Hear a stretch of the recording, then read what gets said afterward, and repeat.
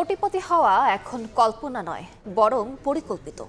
দৈনন্দিন কেনাকাটা, উদ্যোক্তা তৈরি থেকে বড় সম্পদ তৈরিতে গ্রাহকদের উৎসাহিত করে ব্যাংকগুলো এখন অভিনব সেবার মাধ্যমে তাদের পণ্য পরিকল্পনা করছে। এটি অন্তর্ভুক্তিমূলক অর্থনীতি নিশ্চিত করার পাশাপাশি ব্যাংকগুলোর দীর্ঘমেয়াদী ঋণ বিনিয়োগে সহায়তা করবে বলে মত ব্যাংক সংশ্লিষ্টদের।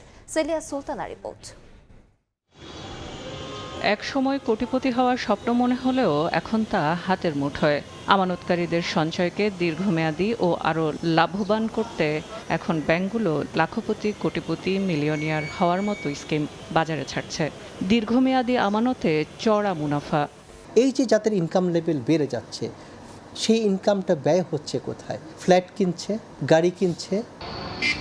খাবারের দোকান থেকে শপিং, দৈনন্দিন বিল পরিশোধ থেকে বিনোদনে লেনদেনে সাশ্রয়ের অফারে আষ্ঠে পৃষ্ঠে বেঁধে রেখেছে ব্যাংক। টাকা হাতে না রেখে দেশে বিদেশে দূরত্ব জয় করা প্লাটিনাম, গোল্ড, সিলভার সুতোর 4.25 কোটি এটিএম কার্ড এখন সবার ওয়ালেটে।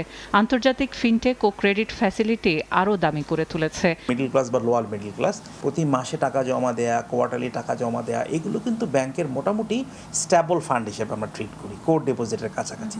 সুতরাং ব্যাংকের এই লক্ষ্যটা থাকাটা স্বাভাবিক, কারণ তাদেরকে যেহেতু বাংলাদেশের লং টার্ম ফাইন্যান্সিং করতে হচ্ছে। গাড়ি বাড়ি আপনিও করতে পারবেন। ঋণ দেয়ায় ব্যক্তির মোবাইল ফোন কেনা থেকে এমন বড় সম্পদ সৃষ্টিতে উৎসাহিত করছে ব্যাংক। এছাড়া ঋণ ছাড়েও স্টার্টআপে বিনিয়োগ, উদ্যোক্তা তৈরি ও উচ্চশিক্ষায় ঋণ ছাড়ের মতো খাতও থাকছে ব্যাংকের পরিকল্পনায়। বছরে বিভিন্ন সময় বেড়াতে যাচ্ছে, ওই সকল জায়গায় প্রচুর মানুষের কর্মসংস্থান হচ্ছে। আজকে আমাদের প্রাইভেট বিমান সার্ভিস আছে। এই এন্টারপ্রেনারশিপ বিল্ড আপ হওয়ার পিছনে ব্যাংক যে উদ্যোক্তা সৃষ্টি করছে, সেই উদ্যোক্তাদের ভূমিকা আছে। অর্থাৎ সোসাইটি একটা পজিটিভ চেইন আছে এই আর্থসামাজিক চিত্র পরিবর্তন করার পেছনে। ব্যাংকে দাঁড়িয়ে থাকার কাউন্টার ফাঁকা। সময়কে এখন আরও দামি করে তুলেছে ডিজিটাল লেনদেন। হাঁটতে, চলতে, ফিরতে, প্রবাসে বা দেশে প্রান্তিকের মানুষকে যুক্ত করে ইনক্লুসিভ ইকোনমির সংজ্ঞায় এখন দেশে ডিজিটাল লেনদেন করেন 34% মানুষ, যেখানে 78% হয় মোবাইল ফিনান্সিয়াল সার্ভিসে। গত এক দশকে ব্যাংকিং পণ্য বা সেবায় এক ধরনের বৈপ্লবিক পরিবর্তন এসেছে। ব্যাংকগুলো ফিজিক্যাল শাখা কমিয়ে ফিনটেক সলিউশন এবং ডিজিটাল লেনদেনে নেমেছে। সবচেয়ে বেশি প্রতিযোগিতা হচ্ছে রিয়েল টাইম, দ্রুত এবং নিরাপদ লেনদেন নিশ্চিত করতে।